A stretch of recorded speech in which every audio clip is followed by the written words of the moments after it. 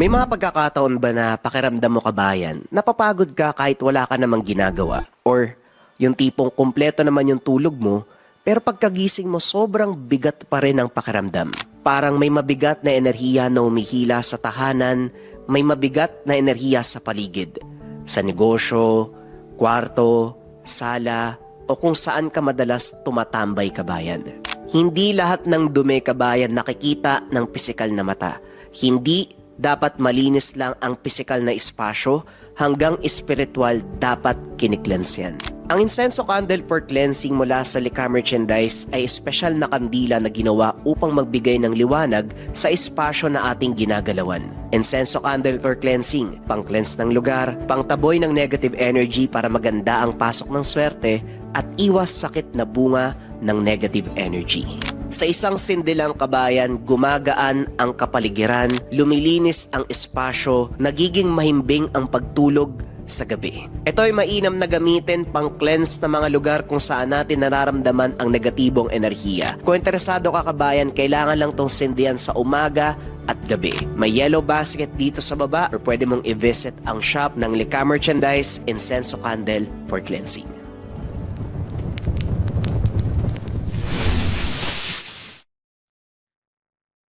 Ang kwentong ito ay hango sa totoong buhay. Mula ito sa isa nating kabayan na itago na lamang natin sa pangalang Ismael. Taong 1973. Dumagas, Iloilo. Lumaki si Ismael sa simpleng baryo na napapalibutan ng palayan at matataas na puno ng nyug. Tahimik ang kanilang lugar, malayo sa ingay ng syudad. Sa umaga maririnig ang ingay ng mga hayop, kaluskos ng hangin sa madahong palayan. Sa gabi naman, tila nagiging ibang mundo ang baryo. Madilim, tahimik, puno ng mga kwentong kababalaghan na madalas binabahagi ng matanda. 17 taong gulang si Ismael ng mga panahong yun. Isang payat, ngunit matipunong binata na sanay sa hirap ng buhay sa bukid. Mula pagkabata, tinuruan na siya ng amang si Rodolfo kung paanong magbungkal ng lupa, mag-alaga ng hayop, maging matapang sa anumang hamon ng buhay. Pero may isang bagay ang naiiba kay Ismael. Madalas itong nararamdaman na tila may nagmamasid tuwing gabi. Paminsan, habang naglalakad pauwi mula sa bukid, may mga aninong gumagalaw sa gilid ng paningin. Kapag nililingon, wala namang makikita sa paligid. Nung una, inakala nitong bunga lamang ng pagod ang mga napapansin. Hanggang sa isang gabi, nagbago ang lahat. Habang papauwi sa madilim na daanan, tanging liwanag ng buwan ang nagsisilbing gabay sa paglalakad. Tinatahak ang makitid na pilapil sa gitna ng palayan. May narinig na kakaibang tunog. Huminto ito sa paglalakad. Pinakiramdaman ng paligid. "Sino yan? May tao ba dyan?" Wika ni Ismael. Walang sumasagot. Ngunit makalipas ang ilang segundo, muli nitong narinig ang kaluskos. Kinakabahan man, hindi siya tumakbo. Sa halip pinulot nito ang isang matibay na patpat sa tabi ng pilapil. Hinigpitan ang hawak. Ilang minuto siyang nakiramdam sa paligid. Ilang sandali pa biglang may tumalon mula sa madilim na bahagi ng palayan. Isang lalaki. Ganun na lamang ang panlalaki ng mga mata ng binata nang makita ang kabuuang anyo ng nilalang. Gusgusin ang damit. Magulo ang buhok. Mga mata na nagbabaga sa dilim. "Anong kailangan mo?" Hindi sumagot ang nilalang. Bagkus dahan-dahan itong lumapit habang nakayuko ang ulo. Sa sandaling yun, nakaramdam si Ismael ng kakaibang kaba na hindi maipaliwanag. Paglapit ng lalaki, bigla nitong itinaas ang ulo. Doon nakita ni Ismael ang kahindik-hindik na mukha ng nilalang. Ang bibig nito ay puno ng matutulis na pangil. Napaatras si Ismael. Aswang. Tama. Aswang nga. Biglang sumugod ang nilalang. Mabilis itong iniharang ang patpat at buong lakas na itinulak palayo. Nagpagulong-gulong ang dalawa sa pilapil habang nag-aagawan ng lakas. Malakas ang nilalang, ngunit sanay sa hirap sa gawaing bukid si Ismael. Buong puwersang itinakwil ang aswang palayo. Kagad siyang tumayo at kumaripas ng takbo pauwi. Nang makarating sa tahanan, mabilis na kinalampag ang pintuan habang tinatawag ang ama. Tay! Tay! Buksan niyo po yung pintuan, pakiusap po! Pagbukas ng pinto, kaagad tinanong ng ama. Ano bang nangyayari sa'yo't nagmamadali ka? Wika ni Mang Rodolfo. May lalaking umarang sa akin sa palayan, tay. Akala ko residente sa lugar natin eh. Pero hindi po normal yung mukha. Matulis po yung mga pangil. Tahimik lang na nakikinig ang ama habang naghihit-hit ng tabako. Alam mo anak, may mga bagay sa mundo na hindi dapat pinapakialaman. Ano po ang ibig niyong sabihin? Hindi kagad sumagot ang matanda. Sa halip, tumayo ito't pumasok sa kwarto. Pagbalik ay may dalang kulay pulang tela. Inabot sa anak. Isang uri ng medalyon, pamana ng lolo mo. Iniwan bago siya mamatay. Maliit ka pa noon eh, namatay si Lolo Berting mo. Sinabi nito na ibigay ko sa iyo ang gamit sa tamang panahon. Kasama dyan ang itim na libreta ng lolo mo. Ikaw nang bahalang magtuklas sa bagay na yan. Anong klaseng medalyon po ba ito, tay? Para sa mga nilalang na gumagala sa dilim. Hindi ko pinagkainteresan na basahin ang nakapalob sa libreta kaya ikaw na ang tumuklas.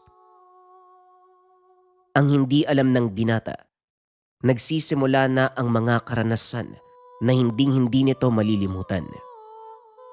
Pinag-aralan ng binata ang itim na libreta. Doon ito nalaman ang kakayahan ng medalyong tinatangan. Ayon sa nakasulat sa libreta, ang anting-anting ay tinatawag na 7 Arkangeles. Hugis bilog. May krus sa gitna. Nakapalibot dito ang pangalan o simbolo ng 7 arkanghel. Sa gilid ng medalyon, may mga nakaukit na simbolo. Ang medalyon ay nagbibigay ng babala sa may-ari kapag may nilalang, maligno, o kung anumang may masamang binabalak sa paligid. Umiinit ang agimat, pumipintig na parang may sariling buhay. Nagbibigay din ito ng lakas sa nagtatangan kapag ito ay nasa gitna ng labanan. Ngunit ang delikado sa gamit na ito, kapag naidikit ang medalyon sa katawan ng isang nilalang na may sumpa, kagaya ng aswang o iba pang halimaw, unti-unti nitong tinutunaw ang kapangyarihan ng nilalang hanggang sa ito ay manghina. Doon sinimulan ni Ismael ang mag-aral ng lihim na karunungan. Wala itong guro o tao na nagturo sa kanya kung paanong gagamitin ang medalyon. Bagkus inaral nito mag-isa ang lahat. Pasimpleng tinutulungan ang mga taong nangangailangan. Naging masaya ang ama sa ginagawa ng anak. Hindi nagtagal, napansin ng mga taga-baryo na dumadami ang mga kakaibang pangyayari sa lugar. May mga hayop na natatagpo ang patay sa umaga. Mga taong nagkakasakit ng walang malinaw na dahilan. Unti-unting kumakalat ang mga bulong-bulungan na may aswang daw na gumagawa ng mga bagay na yun. Isang gabi, may kumatok sa kanilang pintuan. Nang buksan ito ni Mang Rodolfo, nakita nito ang kapitbahay na si Mang Ernesto. Hingal na hingal. Rodolfo, tulungan mo kami. Yung anak ko, may umatake sa kanya. Teka, umatake? Hindi nagdalawang isip si Ismael. Kagad nitong kinuha ang itak na palaging dala. Isinabit ang medalyon sa leeg. Akma na sana itong lalabas ng bahay nang pigilan ito ng ama. Anak, teka sandali lang. Tay, ako na po ang pupunta. Huwag ka magpadalos-dalos. Sasamahan natin si Ernesto. Madilim ang paligid habang tinatahak ang daan papunta sa bahay ni Mang Ernesto.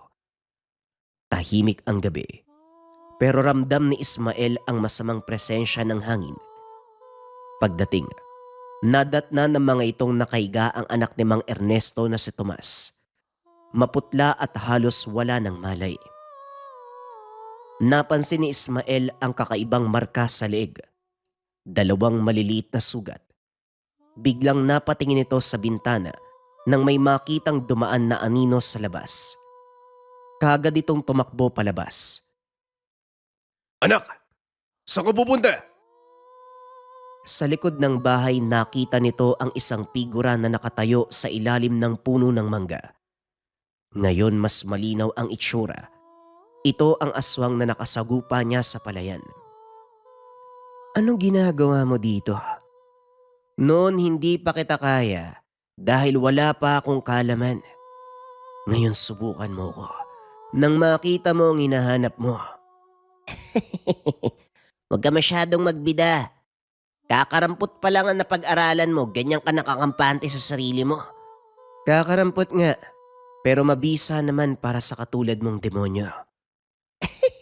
Sa tingin mo kakayanin mo ko? Wika nito habang tumatalon pa ibaba ng puno. Bakit hindi natin subukan? Tatanggalan kita ng yabang.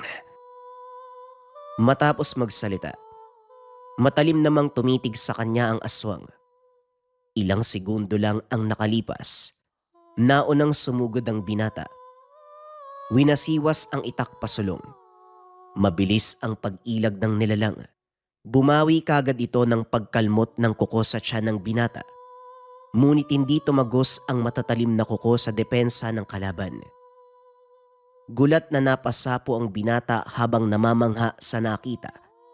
Wala man lang siya ni katiting na galos, maliban sa napunit na damit. Nagpatuloy ang paglalaban ng dalawa. Hindi inaasahang napaibabawan ni Ismael ang aswang. Nahawakan nito sa leeg. Habang nakadagan, akma pa sanang kakalmutin ng nilalang ang leeg ng binata. Nang walang ano-ano, hiniwa nito ang kamay ng nilalang dahilan para mapaangil ng malakas. Sa sigaw na ito lumabas ang ama na si Mang Ernesto. Doon nakita ng dalawa ang sitwasyon ng binata. Sino yan, Ismael? Siya ho ang gumagambala sa anak niyo, Mang Ernesto. Ito rin ang nakalaban ko sa palayan. Alam mo na kung anong dapat gawin, anak. Hindi na nagsalita ang binata. Sa halip kinuha nito ang medalyon sa dibdib. Inilapat sa noo ng aswang. Matapos nun, umusok ang balat nito. Tila ba sinusunog. Ilang minutong nagtagal ang pagsigaw ng aswang hanggang sa nawalan na ito ng lakas. Nangingisay pa ito habang bumubula ang bibig. Kinuha nito ang itak. Lumapit sa aswang. Isang buong puwersang pagtaga ang ginawa ng binata. Naputol ang ulo nito at gumulong sa lupa. Tulalang napatitig ang dalawa sa ginawa ni Ismael. Hindi makapaniwala sa tapang nito. Sabi ko naman sa'yo, diba? Tatapusin ko ang kayabangan mo. Sigurado ka ba, Ismael? Sigurado ka bang wala nang manggagambala? Wala na ho, Manong. Hindi na kayo gagambalain pa ng aswang na yan. Matapos magsalita, kinaladkad ang bangkay patungo sa masukal na kakahuyan, hindi kalayuan sa bahay nila Mang Ernesto. Muling bumalik sa normal ang anak ng matanda matapos ang pangyayari. Hindi magkamayaw sa tuwa ang pamilya dahil sa ginawa ng mag-ama. Pagdamutan nyo nawa tong bayad ko para sa ginawa nyo. Ay nako, itabi nyo lang ho yan. Para ho yan sa pamilya nyo. Huwag na po kayo mag-abala. Maraming salamat na lang ho. Hindi, Ismael. Maraming salamat sa inyo. Nako, kung hindi dahil sa inyo, baka wala na ang anak ko. Alis na kami, pare. Huwag na kayo mag-alala. Sabi nga ng anak ko, maayos na ang kalagayan ni Tomas. Umuwi ang dalawa ng may galak at tuwa sa mga muka. Sabihin mo sa akin anak, paano mong natalo ang aswang? Dahil po yun sa medalyon. Nagbibigay ng lakas at kabal sa katawan habang nakikipaglaban. Lumipas ang mga araw, buwan at taon. Naging tahimik ang pamumuhay ng dalawa. Mas lalo pang humusay si Ismael sa paggamit ng medalyon. Marami na itong natulungan sa kanilang baryo. Itinuring ng mga tao bilang albularyo. Nilalapitan ng mga may sakit na hindi pangkaraniwan. Hanggang sa dumating ang isang pangyayari na susubok sa kanyang katatagan. Isang gabi habang nagpapahangin ang dalawa, may narinig siyang malakas na pagkatok sa pintuan. Sunod-sunod na tila buo ng desperasyon.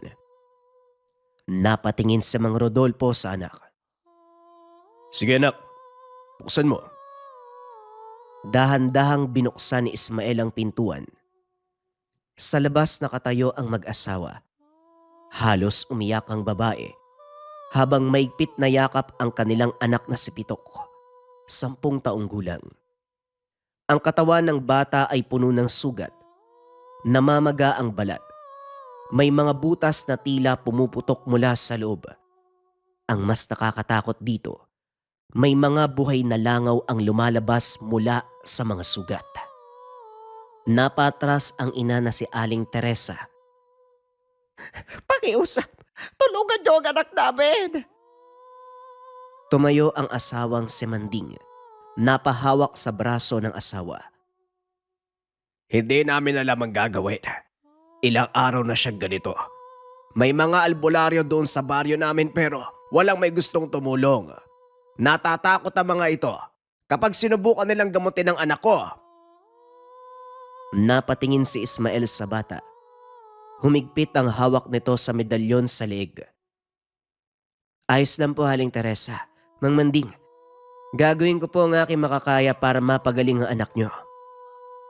Pero bago pa ito makagalaw, napatingin siya sa ama. Mag-iingat ka anak. Mataas na uri ng kasamaan ang gumagawa niyan. Dinala ng pamilya ang bata sa loob ng kubo. Inilatag sa banig. Umiiyak ang bata habang hawak ang kamay ng ina. Huminga ng malalim si Ismael. Inilabas ang medalyon. Nag-usal ng taimtim at tumingi ng tulong sa amang may likha. Ilang segundo ang lumipas. Unti-unting uminit ang medalyon habang hawak ito sa ibabaw ng katawan ng bata. Nagsimulang manginig ang bata. Mula sa mga sugat nito may isang bangaw ang gumagapang palabas. Hindi ito ordinaryo. Purong itim ang bawat lumalabas sa sugat. Ay, Nay, ang sakit. Masakit, Nay. Kunin niyo na po yung mga bagay na yan. Agad sinapo ni Ismael ang gamit sa palad. Pagdampi pa lang ng medalyon sa mga insekto, nasunog ang mga ito at naging abo. Ngunit hindi yon ang huli. Sunod-sunod na lumabas ang mga langaw mula sa sugat ng bata, tila ba may gumagalaw sa loob ng katawan nito. Napatingin si Mang Rodolfo sa anak. Hinahamon ka ng mambabarang. Huwag kang magpapadala sa takot. Pitok, kailangan mong tatagan ang sarili mo. Maniwala ka na gagaling ka. Huwag na huwag kang susuko. Muling nag-usal si Ismael ng taimtim. Inihip ito sa medalyon. Ilang minuto lang din ang tagal ng pag-uusal. Hanggang sa kumislap ang medalyon. Muli itong idinampi sa noo ng bata. Tumirik ang mga mata habang sumisigaw. Alam na ng binata na tinatamaan ang mambabarang sa ginagawa niya. Hanggang sa sumigaw si Pitok. E di kusa ka ding sumapi. Sino ka? At bakit mo ginagambala ang batang to? Huwag kang makialam dito, bata. Hindi ka kasali sa idwa namin. Eh kaso, kasali na ako ngayon eh. Binarang mo ang batang walang kalaban-laban. Hindi kasalanan ng anak ang kasalanan ng magulang. Bakit ang bata ang pinupunterya mo? Bakit? Ano naman sa'yo kung barangin ko ang bata? May magagawa ka ba? Ngayon pa lang nakikita kong mangmang ka. Sumapi ka nga oh. Pero sige, eto ang magagawa ko. Nag-ihip ng orasyon si Ismael sa daliri. Ginamit niya ang sibat niya Tardar. Napamulat ang mata ng mambabarang sa ginawa niya.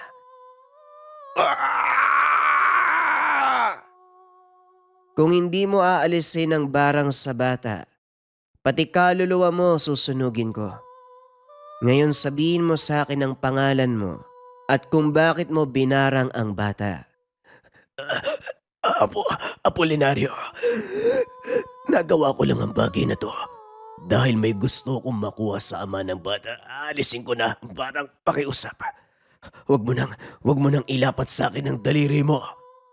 Aba kanina lang ang angas mo magsalita. Bakit ngayon parang sisiw ka na? Eto na, aalisin ko na. Isuko mo ang gamit sa akin sa lalong madaling panahon. Kapag hindi mo na isuko sa akin ang gamit mo, ako mismo ang pupunta sa bahay mo. Papatayin kita sa harap ng pamilya mo. Habang unti-unting gumagaling ang bata, napaupo si Mang Manding sa isang sulok. Nanginginig pa rin ang kamay. Napansin naman ito ng binata. May hindi ka pa ba sinasabi sa akin, Manding? Kilala ko na ang taong bumarang sa aking anak. Nakaalitan ko siya ilang araw na nakalipas. Si Apolinario. Bakit kayo nagkaroon ng alitan? May maliit akong taniman ng tubo sa gilid ng baryo. Matagal nang gustong bilhin na Apolinario ang lupang yon. Pero sa bawat alok niya, tumatanggi ako. Hindi ko binibenta ang lupa dahil doon kami makakakuha ng kabuhayan ng pamilya. Nung nakaraang linggo pumunta siya sa bahay Nagdala ng pera. Tinanong niya ako kung sigurado na daw ako na hindi ibebenta ang lupa. Sinabi kong hindi. Pagkatapos nun nagbago ang mukha niya. Ayaw na daw akong kausapin. Matututo daw akong makinig sa sumpa. Kinabukasan, ayun na. Nagsimula na ang lagdat ng anak ko. Naiintindihan ko ang sitwasyon mo, Mang Manding. Hindi niyo kasalanan na nangyari. Huwag kayong mag-alala. Nasa mabuting kalagayan na ang anak niyo. Maraming salamat sa iyo, iho. Naging mabuti na ang kalagayan ng anak ko dahil sa iyo.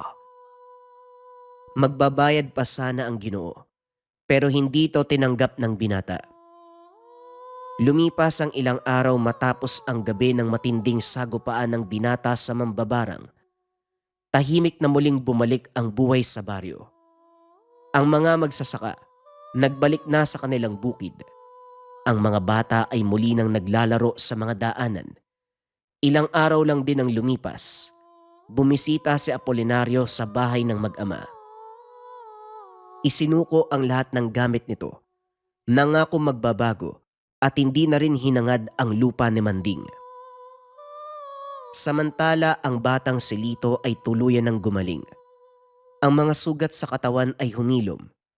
Ang dating maputlang muka ay muli nang napalitan ng sigla ng isang batang walang iniintinding takot. Isang hapon, muling dumalaw ang mag-asawang Manding at Teresa. Nagpasalamat sila kay Ismael. Hindi ako ang dapat niyong pasalamatan. Mas mataas ang kapangyarihan na gumagabay sa akin. Bagyang tumango si Mang Rodolfo mula sa kinaupuan. Tahimik nitong pinagmasdan ng anak. Simula na mangyari ang laban sa mambabarang, napansin ng matanda na malaki ang naging pagbabago sa buhay ng anak. Isang gabi, habang nakaupo si Ismael sa labas ng kubo, pinagmamasdan ang madilim na palayan. Lumapit si Mang Rodolfo. Alam kong may pagsubok pang darating sa buhay mo, anak. Sa buhay natin, ang laban na sinimulan mo, laban na matagal nang pinapasa ng ating angkan. Ang lolo mo ay isang malakas na albularyo. Sa'yo niya pinamana ang gamit at ang karunungan nito dahil wala sa akin ang katangian na kanyang hinahanap. Pero huwag kang mag-alala, tutulungan kita sa bawat laban na haharapin mo. Opo, tay. Maraming salamat po dahil nariyan kayo. Nang sandaling yun, naunawaan ni Ismael ang isang bagay. Ang mga labang kakaharapin sa inaharap ay hindi lamang laban para sa sarili, kundi laban para sa lahat ng taong walang kakayahang ipagtanggol ang kanilang sarili, laban sa mga kapangyarihan na nagmumula sa dilim. Sa pangkasalukuyan, albularyo pa rin si Ismael. Makikita sa katawan nito ang mga bakas ng mga napagtagumpayang laban. Bagaman pinaglumaan ng panahon ng katawan, hindi may tatanggi ang kisig, malakas na espiritual na aspeto. Patuloy pa rin nang gagamot kahit may edad na. Naghahanap ng disipulong karapat-dapat para sa kanyang tangan na medalyon ng 7 Arkangeles.